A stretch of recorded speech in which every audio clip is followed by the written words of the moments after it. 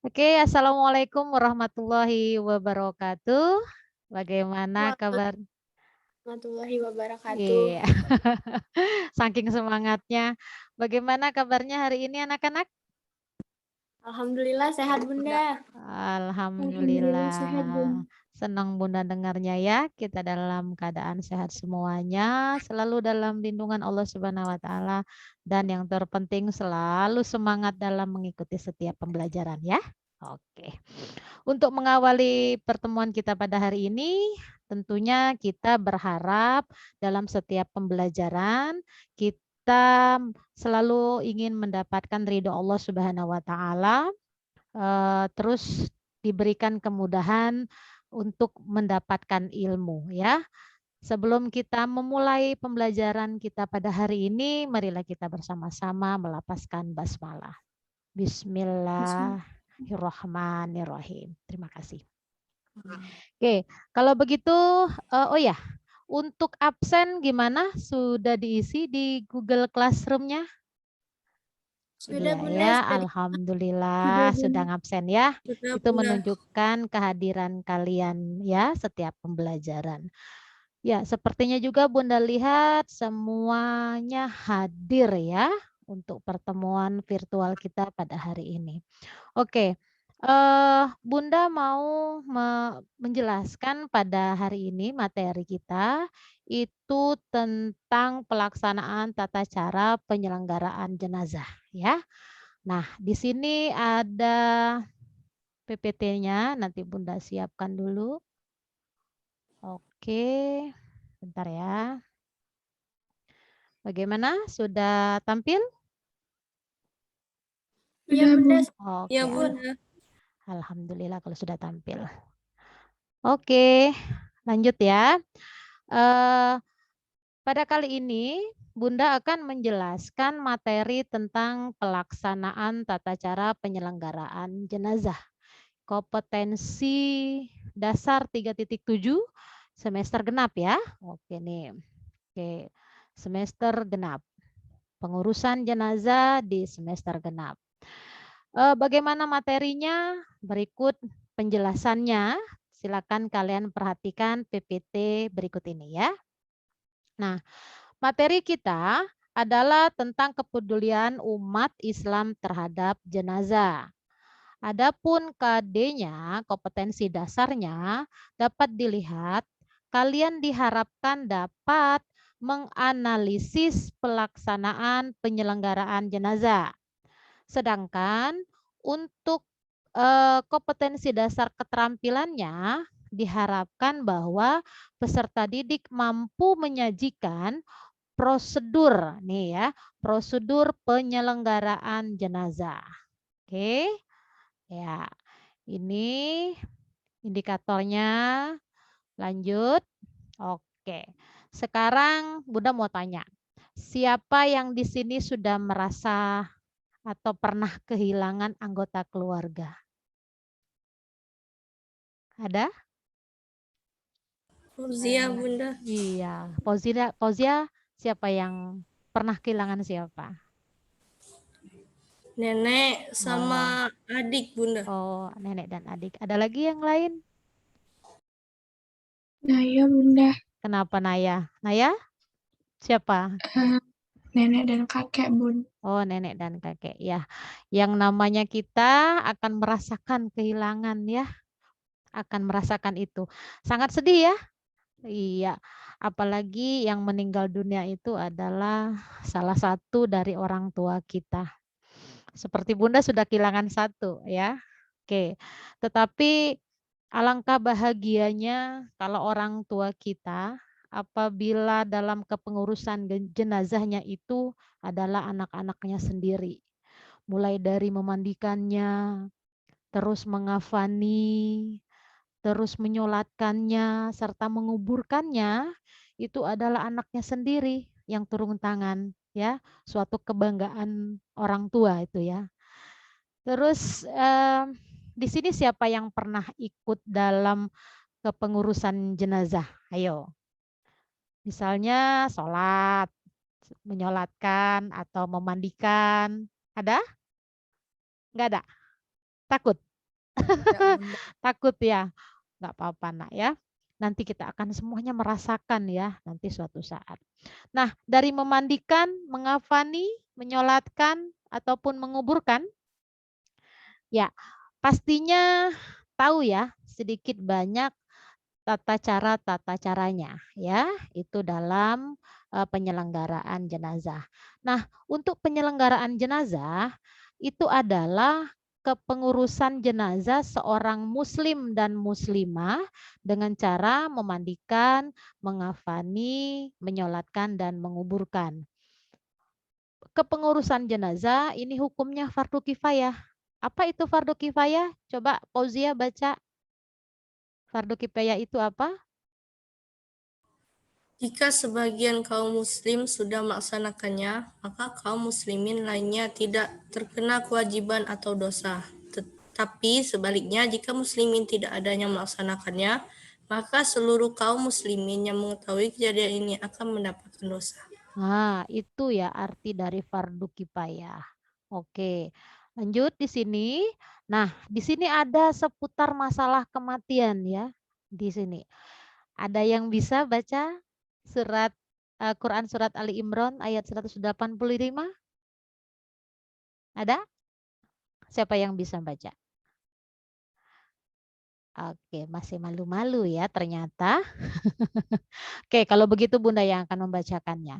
Ya, dari Quran surat Ali Imran ayat 185 ini yang berbunyi Bismillahirrahmanirrahim. Kullu nafsin za'iqatul maut wa innama tuwaffawna ujurakum yaumal qiyamah. Faman zuhziha 'anil nari wa udkhilal jannah faqad faz. Wa mal hayatud dunya illa mata'ul ghurur. Sadaqallahul azim. Oke, Tasya baca Tasya, artinya Tasya.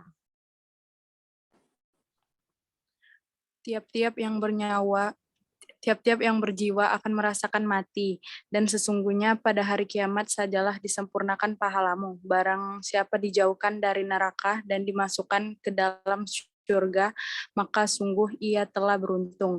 Kemudian dunia itu tidak lain hanyalah kesenangan yang memperdayakan. Oh iya, terima kasih Tasya.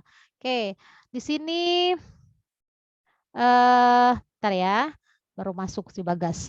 Oke, di sini ada penyebab dari kematian, ya. Penyebab dari kematian itu berbeda-beda ya, berbeda-beda. Maksudnya adalah tergantung dari takdir Allah. Nah, syariat Islam mengajarkan bahwa setiap manusia pasti akan mengalami yang namanya kematian, ya. Tetapi tidak pernah diketahui kapan waktunya itu akan tiba. Sebagai makhluk sebaik-baik ciptaan Allah Subhanahu wa taala dan ditempatkan pada derajat yang tinggi, maka Islam sangat menghormati orang muslim yang telah meninggal dunia ya. Oke. Nah, di sini penyebab kematian itu antara lain adalah karena sakit ya. Terus dia ada yang karena kecelakaan, ada juga yang meninggal memang karena usianya sudah tua, dan ada lagi yang meninggal baru dilahirkan bahkan masih ada dalam kandungan ibunya. Ya, itu adalah penyebab kematian. Nah, Allah Subhanahu wa taala ini melaknat atau murka, marah kepada umatnya yang mempercepat kematian, yaitu bunuh diri. Nah, dalam kesakitan dan penderitaan karena perbuatannya, ini adalah menunjukkan bahwa dia tidak percaya terhadap takdirnya Allah. Mendahului takdir Allah ya, itu. Itu namanya membunuh diri. Nah, lanjut di sini. Nah, di sini ada yang namanya kepengurusan jenazah. Yang pertama adalah memandikan jenazah. Tata cara memandikan jenazah. Setiap orang muslim yang meninggal dunia itu harus dimandikan, ya. Dikafani, disolatkan terlebih dahulu sebelum dikuburkan, kecuali. Nah, kecuali apa? Kecuali bagi orang-orang yang mati syahid. Misalnya dalam peperangan, misalnya ya, terus dia berlayar, terus kapalnya meledak atau pesawat yang kemarin meledak. Nah, itu namanya mati syahid. Ya, itu tidak perlu untuk dimandikan karena jenazahnya sudah tidak ada lagi, gitu ya. Nah, lantas, bagaimana tata cara memandikannya? Nah, tata cara memandikannya yang perlu diingat. Sebelum jenazah dimandikan, siapkan terlebih dahulu segala sesuatu yang dibutuhkan untuk keperluan mandinya. Apa? Yang pertama, tempat memandikan. Nah, tempatnya itu harus di ruangan tertutup, ya. Terus harus menyediakan air secukupnya, sabun, kapur barus, wangi-wangian. Terus ada yang namanya sarung tangan. Biasanya sarung tangan itu dibuat dari sisa kain kafan, ya. Nah, terus ada lagi potongan-potongan atau gulungan-gulungan kain kecil, itu ada gunanya nanti ya. Terus kain basahan, handuk dan lain-lain. Nah, itu ya. Nah, untuk jenazah, pada saat jenazah mau dimandikan, yang pertama dilakukan adalah ambil kain penutup. Ya, ini ya. Ambil kain penutup dan gantikan kain basahan sehingga menutup auratnya, terutama aurat yang tidak boleh kelihatan. Ya. Yang kedua, pakailah sarung tangan dan bersihkan jenazah dengan segala kotoran yang ada di tubuhnya. Misalnya kalau dia untuk mengeluarkan kotoran yang ada dalam perutnya, itu Bilal. Tahu Bilal? Bukan nama orang Bilal ya. Ya, Bilal itu adalah pengurus jenazah. Ah, ya, namanya Bilal. Oke. Nah, Bilal itu biasanya memang dia mengurusi jenazah, bahkan untuk membuangi kotoran yang ada di dalam perut jenazah, dia yang membersihkannya. Dengan cara apa? Yaitu menekan perutnya itu perlahan-lahan sambil berkata dalam hati, kayak ngobrol ya, ya Ibu tolong ya dikeluarkan isi perutnya agar kita bersih menghadap Allah. Boleh seperti itu. Ya. Nah, insya Allah masih mendengar ya jenazah itu, ruhnya masih mendengar. Insya Allah dikeluarkan isi kotoran-kotoran yang masih tersisa dalam perutnya. Nah itu. Terus kita harus meninggikan kepala jenazah dari tingginya agak lebih tinggi dari badannya supaya air yang pada saat dimandikan itu tidak langsung ke arah kepalanya, ya. Nah, seorang Bilal itu biasanya dia membersihkan kotoran yang ada pada jenazah, terutama nih ada beberapa lubang yang harus dibersihkan oleh Bilal, ya, yaitu lubang hidung, lubang telinga, lubang mulut, lubang kemaluan. Nah, biasanya lubang mulut ini yang kalau kemaluan tadi yang kata Bunda ditekan-tekan perutnya tadi ya. Oke.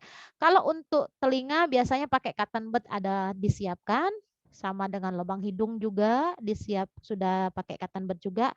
Dan untuk mulut itu biasanya sarung tangan tadi itu dimasukkan ke jarinya, jari Bilal, terus dimasukkan ke mulut jenazah, dibersihkan kayak menggosok gigi, ya. Nah, dibersihkan perlahan-lahan sampai bersih. Nah, ya. Kemudian juga yang kata Bunda ya, lubang hidungnya juga harus dibersihkan. Kemudian telinganya juga harus dibersihkan, ya. Nah, itu ada lebih kurang 7 lubang yang harus dibersihkan, ya. Itu. Lalu memandikan jenazah dengan air sabun, ya, dengan air sabun dan air mandi yang dicampur dengan wangi-wangian. Nah, ini memandikan jenazah, ya. Memandikan jenazah ini dengan air minimal 3 kali siraman. Itu minimal. kalau pada saat memandikan jenazah itu lagi susah air, ya, itu minimal 3 kali siraman. Nah, nantinya setelah itu ada satu hal yang terpenting, memperlakukan jenazah pada saat dimandikan itu harus dengan lemah lembut. Ya, tidak boleh sembarangan, tidak boleh kasar-kasar, keras-keras, nggak boleh. Karena jenazah itu pada saat dia melepaskan ruh itu sakit sekali diangkat dari jasadnya. Ya, kalau kalian tahu, pernah dengar cerita, ya, itu sakit banget. Entah itu dari ubun-ubun ditarik ruhnya, entah itu dari jari tangan ataupun jari kaki ditarik oleh siapa? Malaikat yang mencabut nyawa. Ayo, masih ingat? Siapa ayo? Eh, malaikat Israfil. Iya, Israel. Iya, Azrail itu pencabutnya entah dari mana saja suka-sukanya dia. Ya, entah dari ubun-ubun, dari sela-sela jari, ya, atau dari kaki. Nah, itu berbagai berbagai macam ya yang kita tidak ketahui. Hanya malaikat Israel yang tahu ya. Oke, lanjut.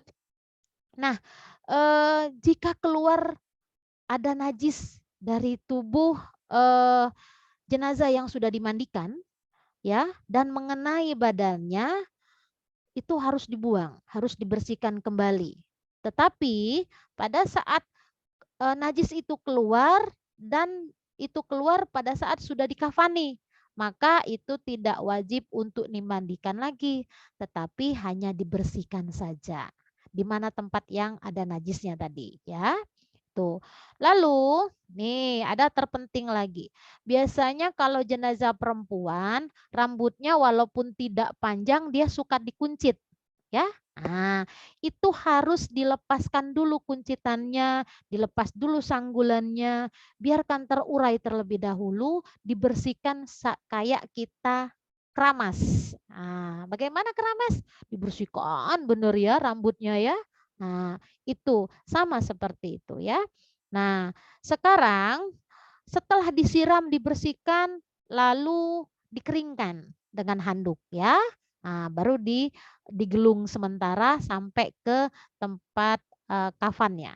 Nah, lanjut di sini ya dalam memandikan jenazah. Nah, dalam memandikan jenazah itu siramlah seluruh badan dengan mulai dari sebelah kanan. Sebelah kanan anggota tubuh ya. Nah, sambil berniat. Nah, seorang Bilal atau pengurus jenazah pada saat memandikan jenazah itu harus membacakan niat. Niat memandikan jenazah. Oke, ya. Niat memandikan jenazah ini ada 2 macam. Ya, kenapa 2 macam? Ada laki-laki dan ada perempuan. Nah, untuk niat memandikan jenazah laki-laki, bacaannya adalah nawaitu ghusla lihazal mayyiti. Itu untuk laki-laki, ya. Lihazal mayyiti. Sebut namanya, lalu diikuti dengan binnya siapa dan diakhiri dengan lillahi ta'ala. Sedangkan jenazah perempuan itu diikuti dengan belakangnya, beda lagi. Nawaitu husla lihazihil mayitati. Nah, mayitati disebutkan namanya, lalu bintinya siapa dan diakhiri dengan lillahi ta'ala. Nah, kemudian di sini kemudian dilanjutkan dengan penyiraman dari sebelah kiri ya, dilanjutkan dibersihkan dengan sabun terakhir, dibilas dengan air kapur barus dan air jeruk purut, dan satu lagi terakhir dengan air wangi-wangian. Air wangi-wangian itu biasanya dicampur dengan bunga-bunga ya, bunga mawar, bunga melati, bunga yang wangi-wangi. Ya, itu. Nah, sebelum berakhirnya ada lagi yang terakhir, yaitu meniatkan wudhu bagi jenazah. Nah, untuk meniatkan wudhu bagi jenazah, ini ada 2 juga bacaannya. Ada yang laki-laki dan anak perempuan. Hampir sama seperti memandikan tadi. Bacaannya adalah nawaitul wudu'a lihazal mayyiti untuk laki-laki, jangan lupa nama dan bintinya diakhiri lillahi ta'ala, dan untuk perempuan diganti nawaitul wudu'a lihazihil mayyitati, namanya lalu bintinya siapa dan diakhiri dengan lillahi ta'ala. Oke, dari sini lanjut dia di sini ya, mengafani. Oh ya, belum, sedikit lagi. Pada saat setelah dimandikan tadi, itu tubuh jenazah harus dibersihkan ya, sebelum dikafani, dikeringkan, lalu diberi wangi-wangian lagi ya, diberi wangi-wangian yang tidak mengandung alkohol. Nah, sekarang kita mengkafani. Nah, ya.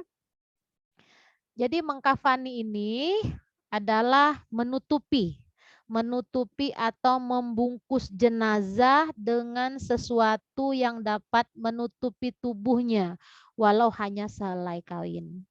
Nah, kadar wajib kain kafan di sini ada dua pendapat, dua versi pendapat ulama.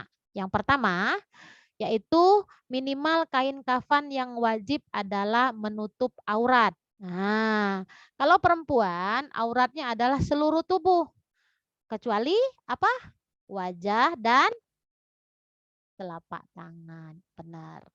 Ya, untuk minimal kain kafan itu satu helai kain yang menutupi seluruh badannya. Nah, itu yang bagi perempuan ya. Nah, itu harus menutupi seluruh badannya. Nah, sekarang yang disunahkan dalam kafan, nah, itu adalah jumlahnya. Jumlahnya itu minimal kalau yang laki-laki adalah 3 helai dan yang perempuan itu 5 helai. Ya, warna kain kafan nggak boleh warna-warni. Ya, harus putih ya. Nah, sekarang untuk mengafani jenazah, di sini ya, ketentuan dalam mengafani jenazah. Di sini ada membentang kain kafan sesuai dengan tubuh jenazah, terus menutup lubang tubuh jenazah dengan kapas ya. Terus ada lagi di sana menutup seluruh tubuh jenazah dengan kain kafan. Nih, 3 lapis kain kafan untuk jenazah laki-laki dan 5 lapis kain kafan untuk jenazah perempuan. Ya.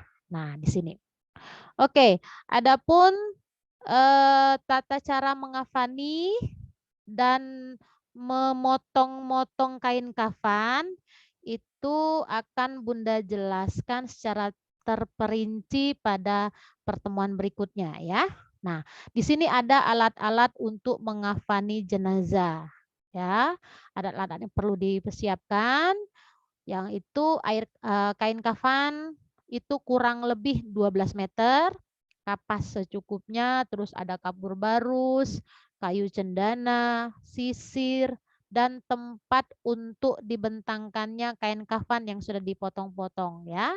Itu lebih baik adalah tempat yang datar, seperti tempat tidur ataupun meja kalau memang diperlukan ya. Tuh. Nah, oke.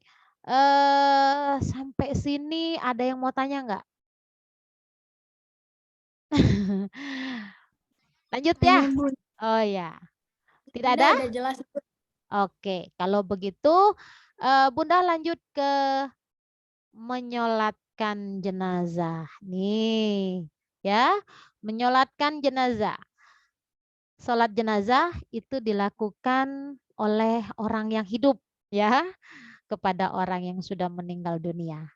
Syarat sah sholat jenazah, yang pertama jenazah harus sudah dimandikan, terus sudah dikafani, terus jenazah harus diletakkan untuk menghadap kiblat jenazahnya, dan jenazah berada di hadapan orang yang akan menyolatkannya.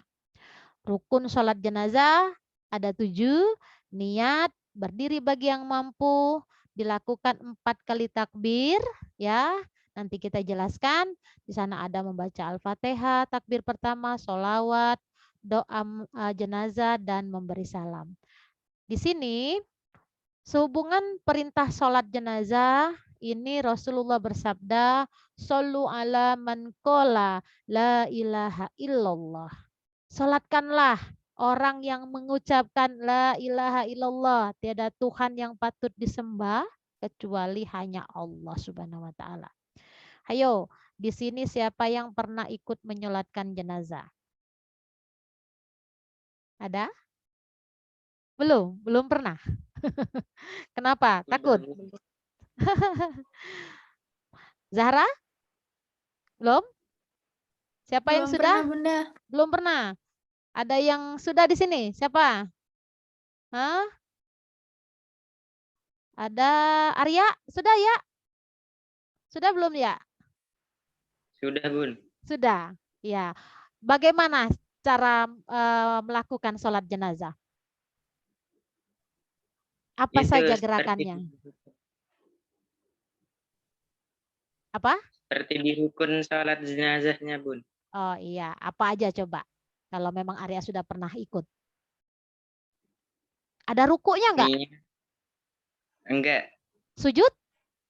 enggak Tahiyat awal, tahiyat akhirnya? ada. Oh, tidak ada. Ya, berarti hanya berdiri saja ya? Benar. Berarti sholat jenazah itu dilakukan hanya berdiri saja, ya, tidak ada gerakan lain seperti kita sholat seperti biasa. Ada rukunya, ada sujudnya, bahkan ada tahiyat awal, tahiyat akhir itu tidak ada. Hanya bacaan saja yang untuk melakukan sholat jenazah, ya. Nanti kita akan mempraktekkan bacaannya, ya. Nah, sekarang posisi dari imam, nih. Posisi dari imam pada saat melakukan sholat jenazah, ya. Nah, posisi pada saat imam disolatkan itu salah. Posisi imam pada saat sholat jenazah itu kalau yang laki-laki maka posisinya itu berdiri searah lurus kepala. Kepala jenazah ya, kalau jenazahnya laki-laki. Searah atau searah dadanya. Itu posisi imam. Sedangkan posisi imam, kalau jenazahnya itu perempuan, maka dia berdiri selurusan dengan lambung atau perutnya, perut jenazah. Jadi di tengah-tengah. Nah, itu yang membedakan ya, membedakan posisi imam pada saat sholat jenazah. Nah, di sini ada tata caranya. Tuh ya, membaca niat di takbir pertama. Ya, tuh. Nah, apa itu takbir pertama? Al-Fatihah. Nah, niatnya nanti lagi. Yang kedua, takbir kedua, apa bacaannya? Sholawat Nabi. Takbir ketiga, yaitu bacaannya adalah doa jenazah. Dan takbir keempat, itu bacaannya adalah doa juga, doa penutup untuk salam kanan dan salam kiri. Nah, sekarang kita lihat. Nah, di sini ada tata cara sholat jenazah. Nah, tata cara sholat jenazah ini adalah sebagai berikut. Untuk takbir pertama, niat. Ya, masih dibedakan dengan dua, yaitu yang pertama adalah laki-laki, yang kedua adalah perempuan. Bagaimana niatnya? Usolli ala hazal mayyiti, untuk jenazah laki-laki. Ya, arba'a takbiratin fardal kifayah imaman atau ma'muman lillahi ta'ala. Ya, itu untuk yang jenazahnya laki-laki. Kalau untuk perempuan, maka bacaannya usolli ala hazihil mayyitati arba'a takbiratin fardal kifayah ma'muman atau imaman lillahi ta'ala. Lanjut, dilanjutkan apa? Dilanjutkan dengan takbiratul ihram. Apa itu takbiratul ihram? Bacaannya Allahu Akbar. Nah, setelah itu membaca ta'awuz. Ta'awuz apa bacaan ta'awuz? A'udzu billahi minasyaitonir rajim. Nah, dilanjutkan dengan membaca Al-Fatihah. Itu di takbir pertama. Nah, lanjut di takbir kedua, di sini ada membaca sholawat setelah melakukan takbir kedua. Allahu Akbar. Bacaannya Allahumma sholli ala sayyidina Muhammad wa ala ali sayyidina Muhammad. Nah, itu takbir kedua. Lanjut di takbir ketiga, itu dibacanya adalah doa jenazah. Apa itu? Nah, setelah takbir Allahu Akbar, bacaannya apa? Allahumma gfir lahu warhamhu wa'afihi wa'fu anhu wa akrim nuzulahu wa wisi' madkhalah. Nah, itu bacaan dari takbir ketiga. Lanjut di takbir keempat, takbir lagi. Allahu Akbar. Nah, bacaannya apa? Nah, bacaannya adalah Allahumma la tahrim najrahu wa la taftinna ba'dahu wa ghafir lana walahu. Nah, itu bacaan takbir keempat. Lalu ditutup dengan salam kanan dan salam kiri. Ingat, tidak ada ruku, sujud, bahkan tahiyat awal dan tahiyat akhirnya ya. Nah, lanjut untuk menguburkan jenazah. Nah, di dalam ketentuan menguburkan jenazah, di sini ada ya ukuran dari panjang jenazah dan lebar kuburnya itu adalah panjang liang kubur diukur dari jenazahnya. Ya, berapa panjang jenazah lalu dilebihkan 1 jengkal. Tahu 1 jengkal? Nah, bahasa kita 1 kilan. Nah, itu ya. Tuh, 1 kilan. Nah, lalu dalam kedalaman liang kuburnya itu kurang lebih 150 cm, berarti 1,5 meter. Maksimal 2 meter. Ya, untuk kedalaman kedalaman kubur. Sedangkan lebarnya itu kurang lebih 80 cm. Itu sudah ukuran ini ya standar 80 cm. Nah, cara memasukkan jenazah ke dalam liang kubur. Untuk memasukkan jenazah, hendaklah memasukkan jenazah dengan mendahulukan bagian kakinya. Ya. Lalu membacakan doa saat memasukkan jenazah ke liang lahat. Bacaan doanya enggak panjang-panjang. Bismillahi wa ala millati rasulillah. Nah, itu doanya ya. Lalu jenazah diletakkan dalam posisi miring.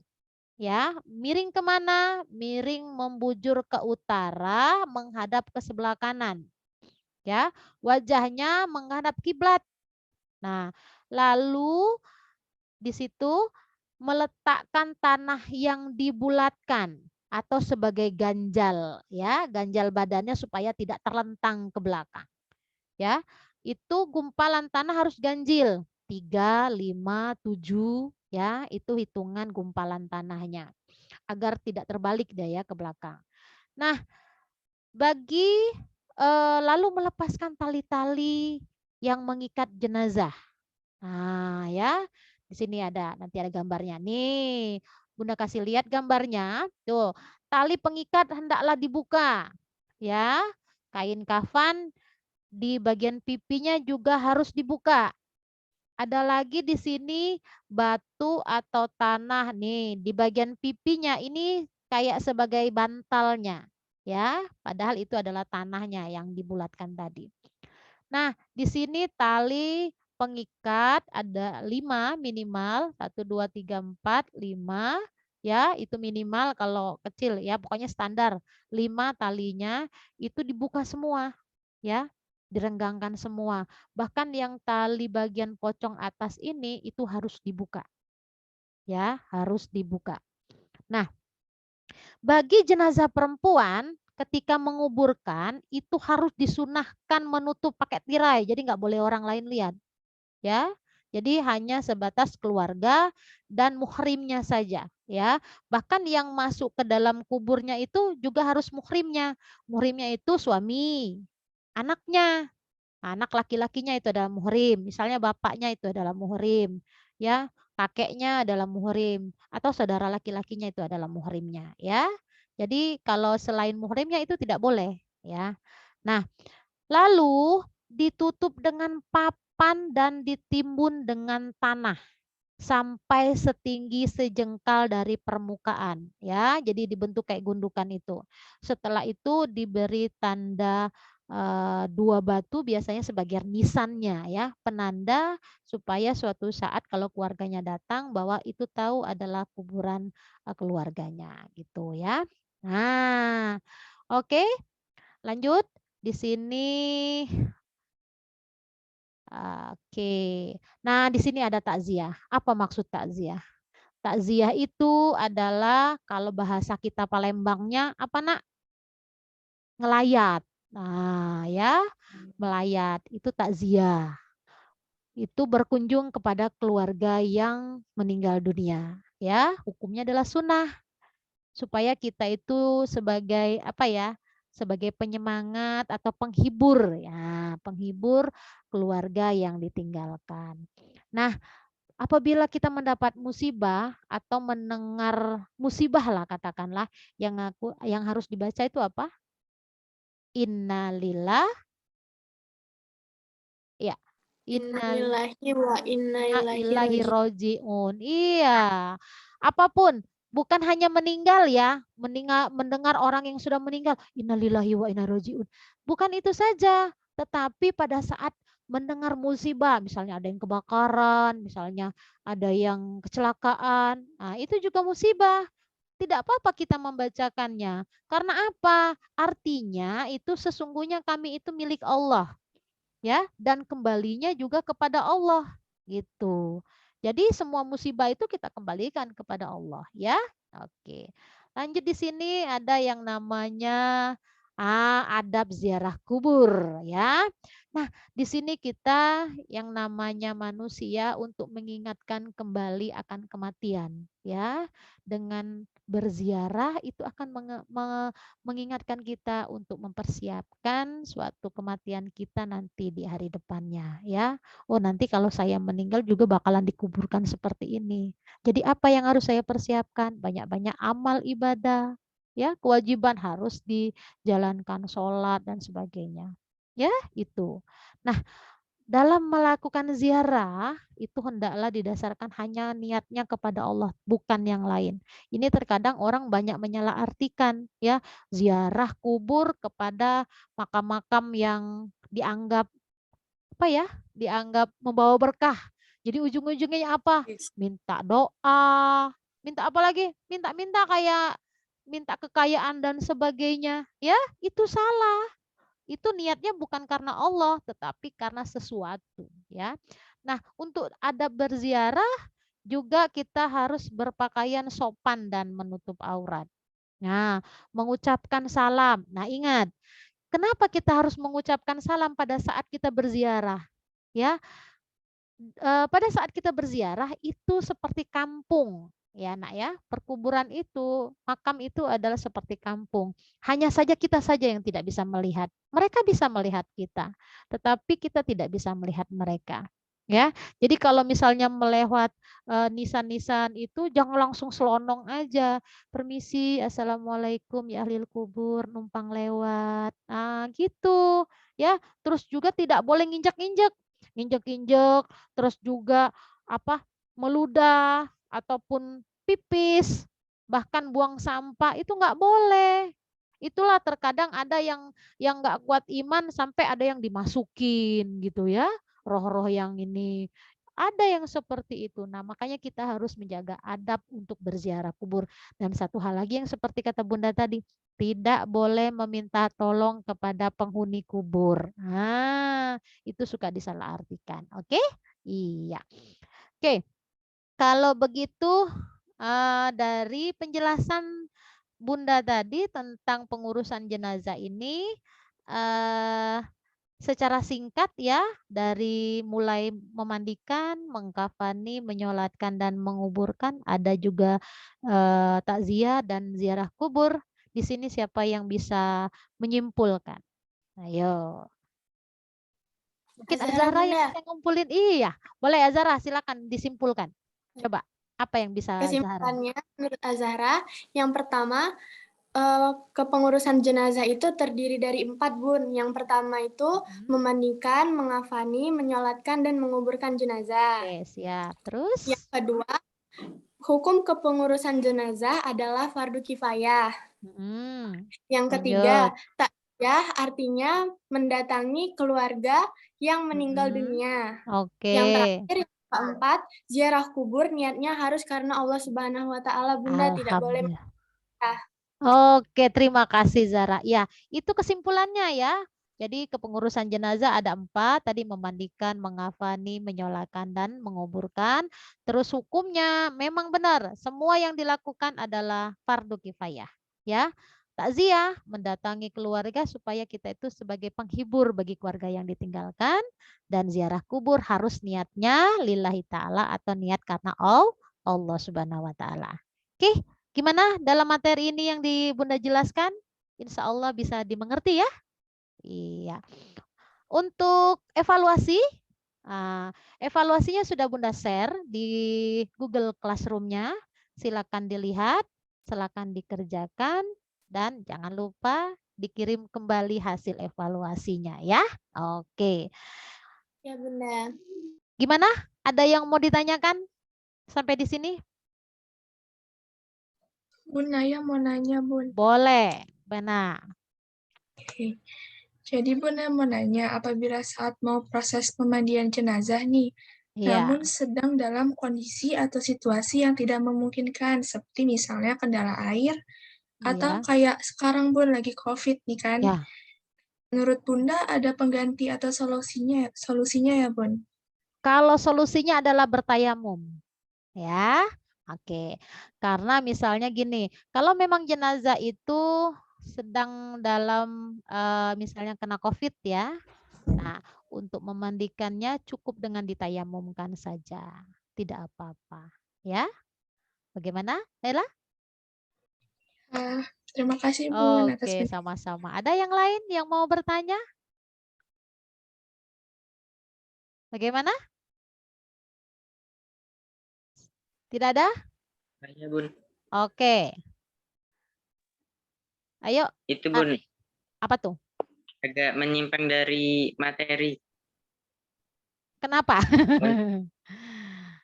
Untuk soal latihan yang di halaman 188 itu dikerjakan enggak, Bun? Kalau untuk yang di latihan, untuk sementara tidak, tetapi soalnya sudah Bunda kasih di Google Classroom ya. Itu saja yang dijawab. Oke, Arya? Ada lagi yang lain? Ya. Tidak. Terima kasih, Bun. Sama-sama, Arya. Tidak ada? Oke lah, kalau begitu waktu juga sudah menunjukkan selesai dari jadwal kita. Pertemuan virtual kita hari ini dicukupkan dulu sampai di sini. Ya, insya Allah kita akan bertemu ke virtual berikutnya dengan materi yang berbeda. Nah, untuk materi selanjutnya Bunda akan menjelaskan dan mengajari kalian bagaimana cara mengkafani serta memotong-motong kain kafan ya. Itu akan kita lakukan untuk selanjutnya, pertemuan virtual selanjutnya. Kalau begitu tidak ada lagi. Oke. Terima kasih untuk pertemuan hari ini. Keep spirit, stay safe and healthy. Bunda akhiri. Wassalamualaikum warahmatullahi wabarakatuh. Terima kasih anak-anak. Sampai jumpa. Waalaikumsalam warahmatullahi wabarakatuh. Terima kasih juga Bunda. Terima kasih juga. Oke, boleh live ya. Terima kasih. Iya, Bang.